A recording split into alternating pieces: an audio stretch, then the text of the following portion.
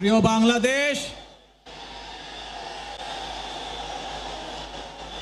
উপস্থিত প্রিয় মুরব্বীবর্গ, মঞ্চে উপস্থিত জাতীয় নেতৃবৃন্দ,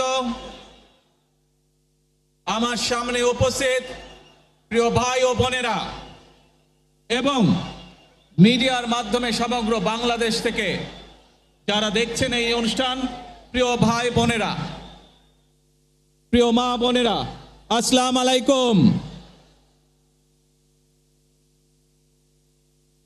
প্রিয় ভাই বোনেরা, আজ প্রথমেই আমি রব্বুল আলামিনের দরবারে হাজারো লক্ষ কোটি শুকরিয়া জানাতে চাই। রব্বুল আলামিনের অশেষ রহমতে আজ আমি আমার প্রিয় মাতৃভূমিতে ফিরে আসতে পেরেছি আপনাদের দোয়ায়। আপনাদের মাঝে প্রিয় ভাই বোনেরা, আমাদের এই প্রিয় মাতৃভূমি 1971 সালে লাখো শহীদের রক্তের বিনিময়ে অর্জিত হয়েছিল। ঠিক একইভাবে 75-এ আবার 7ই নভেম্বর আধিপত্যবাদীদের হাত থেকে রক্ষার জন্য সেদিন সিপাহী জনতার বিপ্লবের মাধ্যমে আধিপত্যবাদের হাত থেকে দেশকে রক্ষা করা হয়েছিল। একইভাবে পরবর্তীতে 90-এ স্বৈরাচারের বিরুদ্ধে এদেশের জনগণ, এদেশের খেটে খাওয়া মানুষ তাদের গণতান্ত্রিক অধিকারকে ছিনিয়ে এনেছিল। কিন্তু তারপরেও ষড়যন্ত্রকারীদের ষড়যন্ত্র থেমে থাকেনি। আমরা তারপর দেখেছি 2024 সালে, 71 সালে এই দেশের মানুষ যেমন স্বাধীনতা অর্জন করেছিল, 2024 সালে এদেশের ছাত্র জনতা সহ সর্বস্তরের মানুষ, কৃষক, শ্রমিক, গৃহবধূ, নারী, পুরুষ, মাদ্রাসার ছাত্র সহ দলমত নির্বিশেষে, শ্রেণী পেশা নির্বিশেষে সকল মানুষ সেদিন 2024 সালের 5ই আগস্ট এই দেশের স্বাধীনতা এবং সার্বভৌমত্বকে রক্ষা করেছিল। প্রিয় ভাই বোনেরা, আজ বাংলাদেশের মানুষ কথা বলার অধিকার ফিরে পেতে চায়।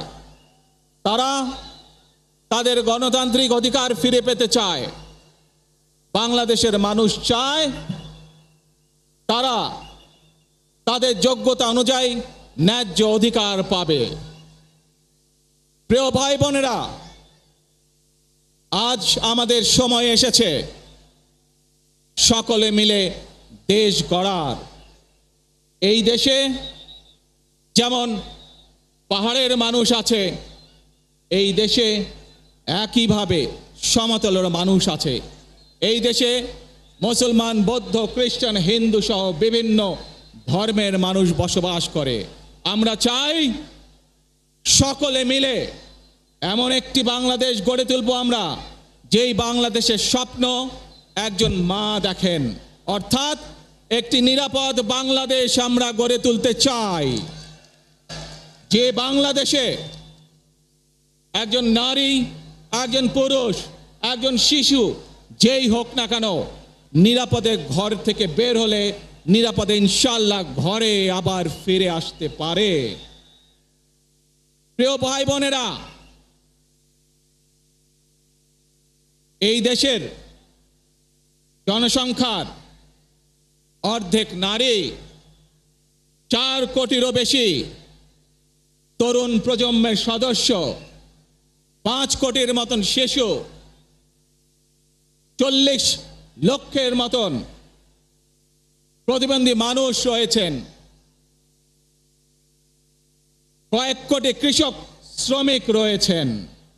এই মানুষগুলোর একটি প্রত্যাশা আছে এই রাষ্ট্রের কাছে, এই মানুষগুলোর একটি আকাঙ্ক্ষা আছে এই দেশের কাছে।